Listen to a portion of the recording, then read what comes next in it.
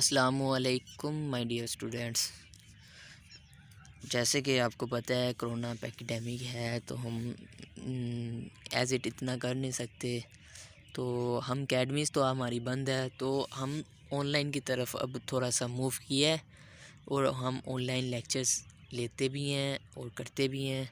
तो मेरे सर से रिक्वेस्ट की वजह से और सर ने हमारी डिस्कशन हुई, उसके बाद हमने कहा चले ना हम बच्चों के लिए ना ऑनलाइन तौर पे हम 25-30 मिनट के ना लेक्चर्स बना लेते हैं अपनी वीडियोस पे, और वो हम अपने बच्चों को सेंड करेंगे और जिसे वो याद करेंगे, और नेक्स्ट फिर आपका जब ये ख़त्म हो जाएगा तो आपका अकेडमी में टेस्ट हो जाएगा। ठीक है, तो बाकी क्या कर सकते हैं, अल्लाह ऐसे अज़ाब से हमें बचाए और आपको स्टे होम स्टे सेफ बेटा। Now today I will discuss gaseous exchange. तो गैसियस एक्सचेंज चैप्टर नंबर 10 है, 10 क्लास का पहला ही चैप्टर हमसे यहाँ से स्टार्ट होता है। तो गैसियस एक्सचेंज की बात करें, यानी कि गैसेस का एक्सचेंज हो रहा है, ना कि गैसेस की प्रोडक्शन के बारे में बात कर रहे हैं। तो कभी भी आपने रेस्पिरेशन नहीं कहना, ठीक है। This is called a breathing, हम इसको सांस लेना कहते हैं, हम इसको रेस्पिरेशन नहीं कहते। रेस्पिरेशन कहते हैं तो एक्सटर्नली रेस्पिरेशन कहते हैं, एक्सटर्नली निकालना और लेना। इंटरनली लें तो रेस्पिरेशन एक्यूरेट है, ठीक है। तो आपने इसको याद रखना है। गैसियस एक्सचेंज अब क्या होता है, हम सबसे पहले इसको देखते हैं। ग्लास 980 20 बनते हैं, ये बनते हैं वगैरह वगैरह वगैरह। हम यहाँ से करते हैं अब start. In aerobic respiration the organisms used their to complete oxidation and the food material. Carbon dioxide and the water is also produced in this process. Organisms get their oxygen need for the cellular respiration. Oxygen लेते हैं, कहाँ से लेते हैं? Environment से लेते हैं ना। Environment provide to its cell. Carbon dioxide produce during cellular respiration, अब वो हमारी बॉडी में ज़्यादा होगी, अब हमने उनको बाहर भी निकालना है। तो हम इन सब के लिए गैसेज एक्सचेंज करते हैं। Taking in oxygen and removing the breath called as a gaseous exchange. हम गैसियस एक्सचेंज इसी को ही तो कहते हैं ना, कि हम क्या करते हैं, carbon dioxide term as the gaseous exchange, यानी कि ऑक्सीजन का लेना, कार्बन डाइऑक्साइड का बाहर निकाल देना, बॉडी से निकाल देना, एक्सपेल आउट कर देना, एक्सक्रीट कर देना, उसको हम क्या कहते हैं? Gaseous exchange. The term of the breathing, इस काम के लिए यूज़ करते हैं हम, ठीक है ना। ब्रीथिंग का अगर हम टर्म यूज़ करते हैं तो ऑक्सीजन बॉडी लंग्स के अंदर लेना और कार्बन डाइऑक्साइड को बॉडी से बाहर पास आउट कर देना। एंड दस the breathing and the respiration is not a synonym. Breathing और रेस्पिरेशन सिनोनिम नहीं है। रेस्पिरेशन में क्या होता था, माइटोकॉन्ड्रिया ऑक्सीजन को यूज़ कर रहा है, ऑक्सीजन को यूज़ करके कार्बन डाइऑक्साइड को बाहर निकाल रहा है और उससे एटीपीज बना रहा है। इधर देखा जाए फोटोसिंथेसिस के अंदर कार्बन डाइऑक्साइड को फिक्स किया जा रहा है कार्बन साइकिल के अंदर, कैल्विन साइकिल के अंदर, और वहाँ से ऑक्सीजन को जी स्कीम में से बाहर निकाला जा रहा था। 9th क्लास में हम बेटा ये चीज़ें डिस्कस कर आए हैं ना, तो हमने थोड़ा उधर का भी ओवरव्यू उठाना था। तो सिनोनिम नहीं है। रेस्पिरेशन वो चीज़ें थी, बनना, कार्बन डाइऑक्साइड का बनना, ऑक्सीजन का बनना विद इन बॉडी। अब हमने बॉडी से निकालना है और बॉडी के अंदर लेना है, तो इसको हम रेस्पिरेशन कहते हैं, ब्रीथिंग कहते हैं। Respiration involve the mechanical and biochemical process. देखा ना, वो माइटोकॉन्ड्रिया के अंदर, कैल्विन साइकिल के अंदर जो साइकिल्स चलते हैं वो बायोकेमिकल रिएक्शंस हो रहे थे ना, जिसकी वजह से वहाँ पे बनता है, ऑक्सीजन बनती है, कार्बन डाइऑक्साइड बनती है, वट जो भी है। इन दिस चैप्टर हमने ओनली गैसेज एक्सचेंज करना है, तो गैसेज एक्सचेंज इसको हम एक्सटर्नल रेस्पिरेशन कहते हैं।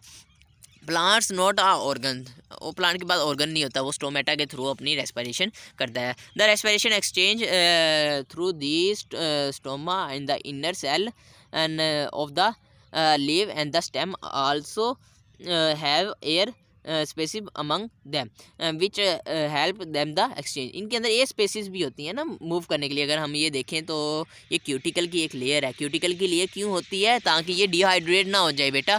नीचे अंडरडर्मर आती है, उसके अंदर मीजो सेल आते हैं। मीजो सेल के नीचे हमारे पास ये देखिए कि स्टोमेटा गार्ड सेल बने हुए हैं। गार्ड सेल के बीच में एक सुराख होता है जिसको हम स्टोमेटा कहते हैं। Leave cell to saturation during the day time when the mesophyll cell leaves are carry out the photosynthesis. Photosynthesis जब हो रही होती है है स्टोमेटा, ऑन होता है स्टोमेटा, ओपन होता है, carbon dioxide oxygen produce in photosynthesis, photosynthesis के अंदर ऑक्सीजन जो बन गई है, similar carbon dioxide produce during respiration and utilize in photosynthesis, ठीक है। हाउएवर एट नाइट, अब आ गई है बात रात की। रात के वक्त तो फोटोसिंथेसिस नहीं ना हो रही, रात के वक्त तो ऑक्सीजन नहीं ना पैदा हो रही, तो तब क्या होता है, तब प्लांट्स क्या करते हैं, लीव के अंदर सेल होते हैं और ऑक्सीजन जो होती है इन्वायरमेंट से खुद लेते हैं और कार्बन डाइऑक्साइड इन्वायरमेंट को देते हैं, जैसे ह्यूमंस। इसलिए कहते हैं कि रात को ना दरख्त के नीचे नहीं सोना चाहिए, जीन आ जाती है ना।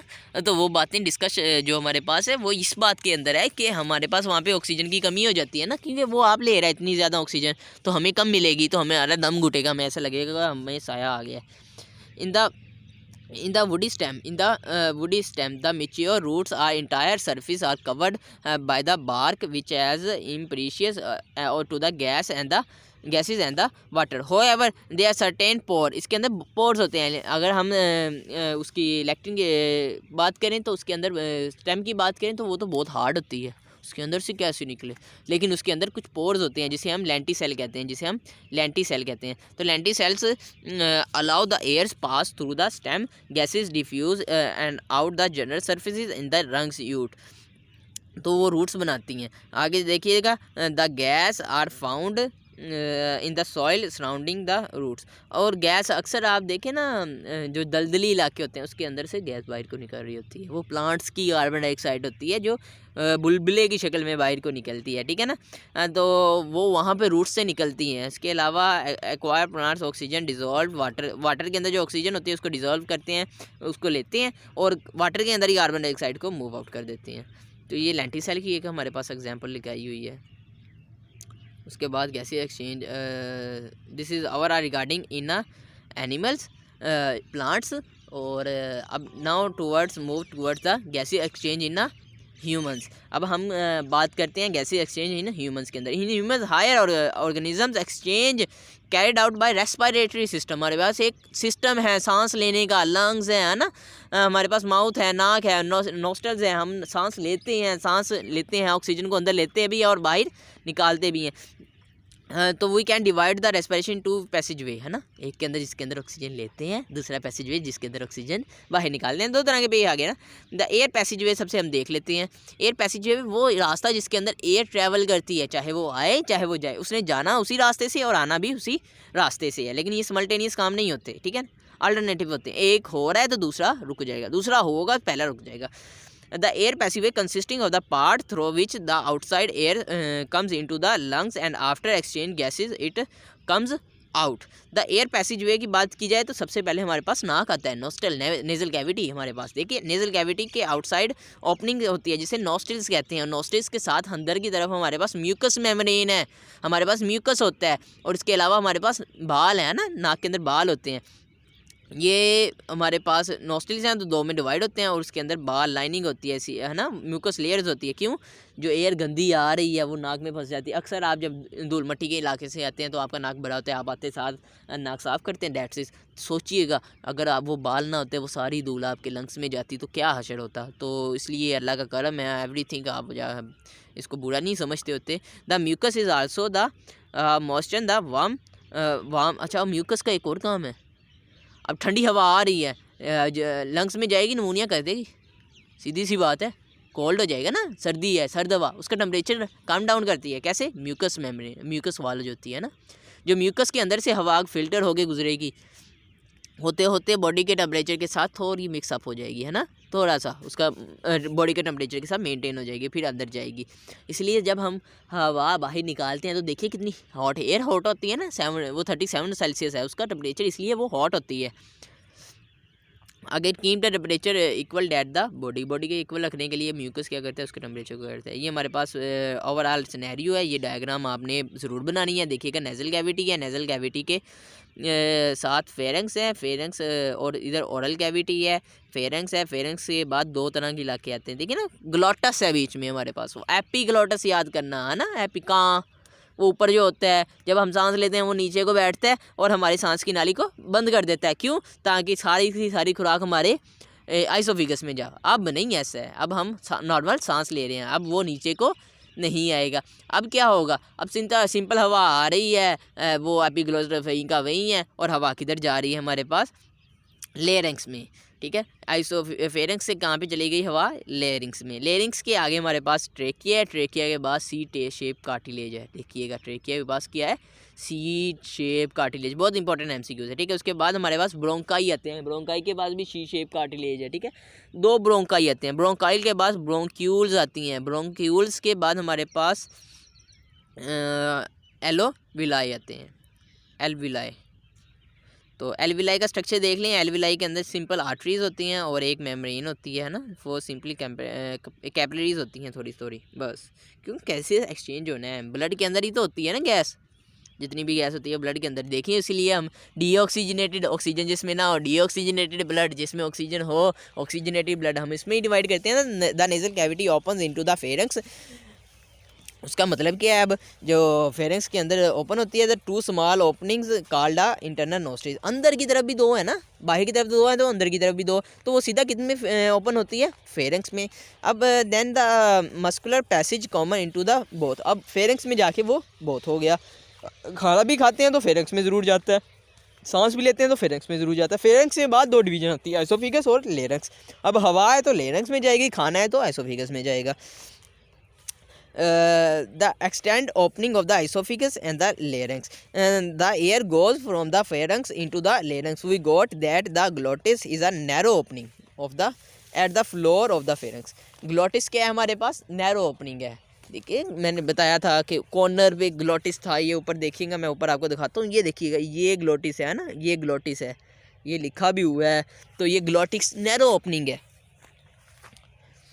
narrow opening floor of the pharynx leads into the larynx. The larynx is a box made of the cartilage. cartilage का क्यों बनाया जाता है, ताकि खुराक थोड़ी बड़ी बूढ़ी हो जाए ना, ये मूव कर जाएगी आगे पीछे। आपने अक्सर अपने larynx को भी हिला सकते हैं ना, आपका एयर पैसेज वे है वो, आप उसको मूव आउट करवा सकते हैं। The present between the pharynx and the trachea, they present between pharynx and the trachea. जो क्लोटिस है वो फेरेंक्स और ट्रेकिया के दरमियान होता है।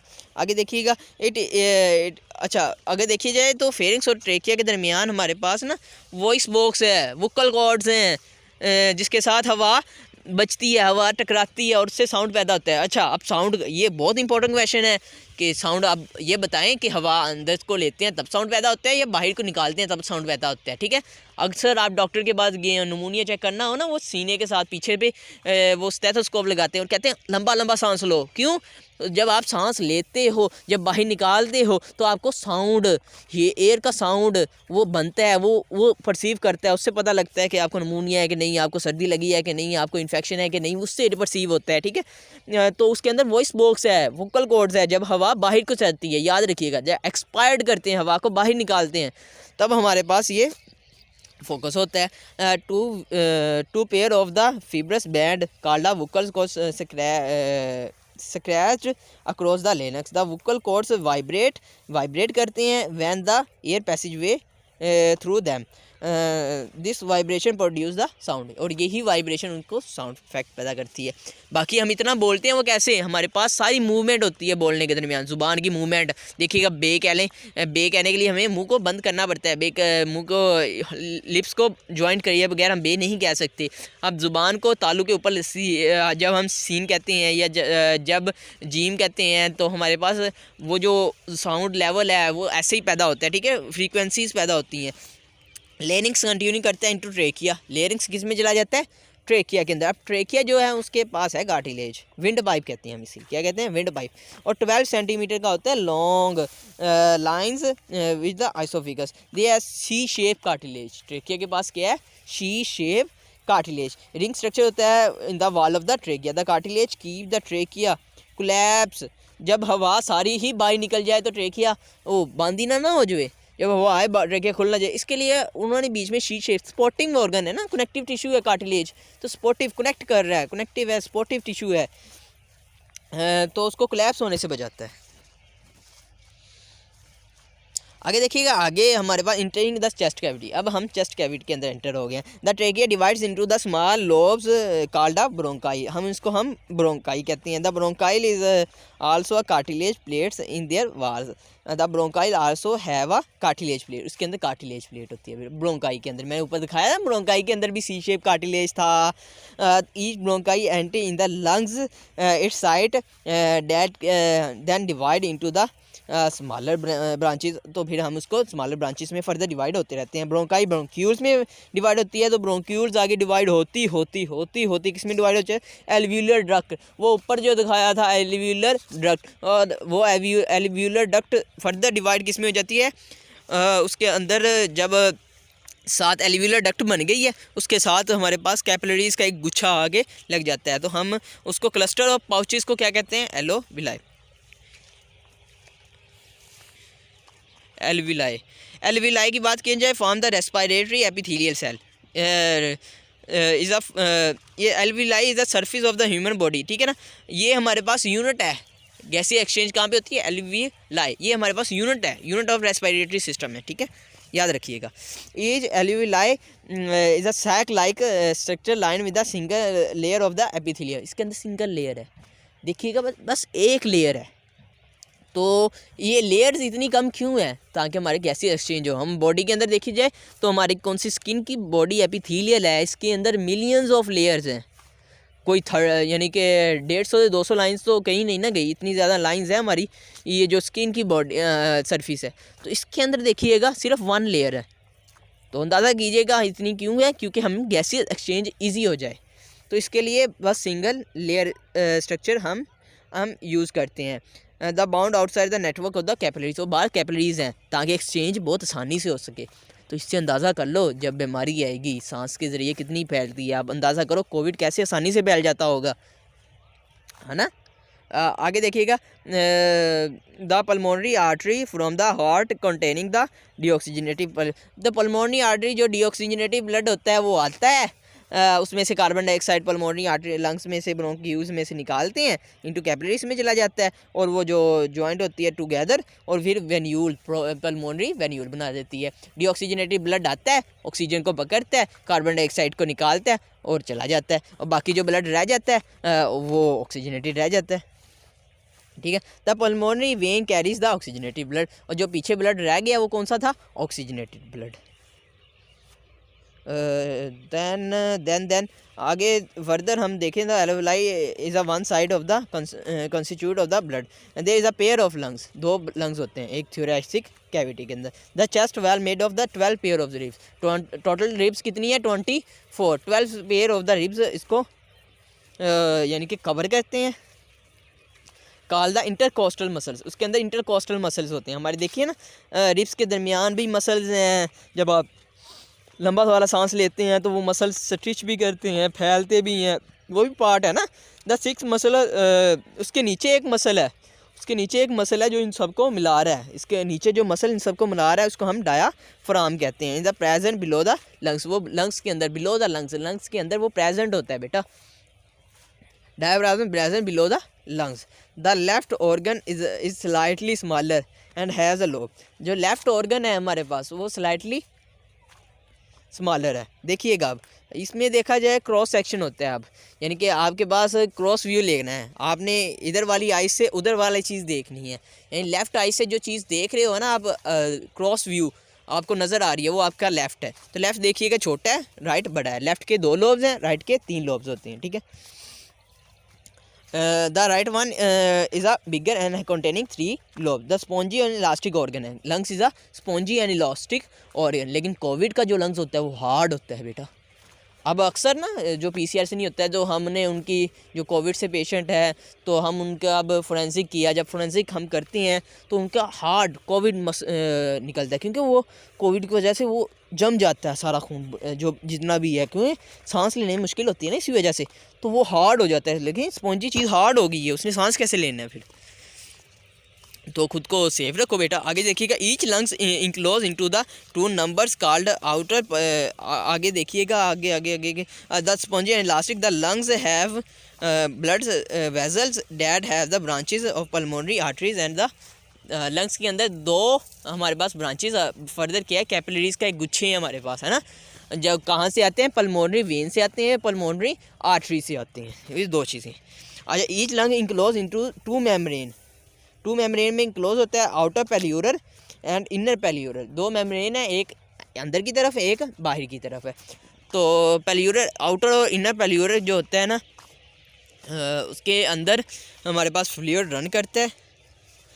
द इनक्लोज फ्लूइड जो पेल्यूरल मेम्ब्रेन, आगे देखे the membrane close a fluid a produce lubrication and expanding. उसके अंदर पेल्यूरा एक फ्लूइड है। अब फ्लूइड कौन सा था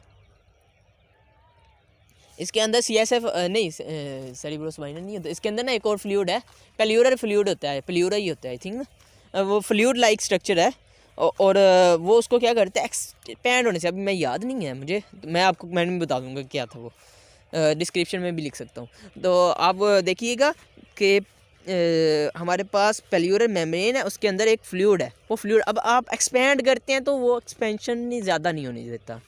जब आप कॉन्ट्रैक्ट करते हैं तो ज़्यादा कॉन्ट्रैक्शन से बचाता है। लुब्रिकेट करके रखते हैं ना, है ना। फ्री एक्सपेंडिंग नहीं होने देता, फ्री कॉन्ट्रैक्शन नहीं होने देता, तो इसके लिए वो फ्लूइड यूज़ करते हैं, ठीक है। तो that's it, the mechanism of breathing हम नेक्स्ट एपिसोड नेक्स्ट लेक्चर में डिस्कस करेंगे। बेटा इसके रिगार्डिंग आपको कोई भी क्यूरी हो, कोई भी क्वेश्चन हो, आपने मुझे कमेंट में ज़रूर बताना है। इसके अलावा मैं अपनी ईमेल भी छोड़ दूंगा, आपने भाई ईमेल में मुझसे कांटेक्ट कर लेना है, ठीक है। और फर्दर आपको अगर किसी और किस्म का यानी कि हेल्प चाहिए, हेल्पिंग मटेरियल, वो भी मैं आपको प्रोवाइड कर दूंगा। बस आपने दिल लगा के पढ़ा करना है बेटा, ये मेरा मैसेज है आपके लिए और जितने भी लोग मुझे देखेंगे उनके लिए। और ख़ास कर अपने पेरेंट्स की इज़्ज़त करें। कोविड है तो कोविड आपको छुट्टियां हुई हैं, ये पप्पो की तरफ नाना की तरफ मरी जाने के लिए नहीं हुई, ये स्टे होम घर में रहने के लिए हुई है बेटा। खुद की हिफाजत करो। तो आपको खुद पता है कि कोविड के अंदर क्या हो रहा है दुनिया में, सब कितनी हो रही है। तो प्लीज़ बेटा अपनी थोड़ी रहम करें अपने आप पे, अपने पेरेंट्स पे, और थोड़ा सा स्टडी कर लें। और बाकी बेस्ट ऑफ लक बेटा। अगर आपको कोई क्वेश्चन हो तो आप मुझसे कांटेक्ट कर सकते हैं, आप कमेंट में लिखते हैं, आपको आंसर्स नेक्स्ट वीडियो मिल जाएगा या उसी वीडियो में इंशाल्लाह आपको जवाब मिल जाएगा। Okay, thank you very much for my saying my video. Thank you very much बेटा। अल्लाह हाफिज़।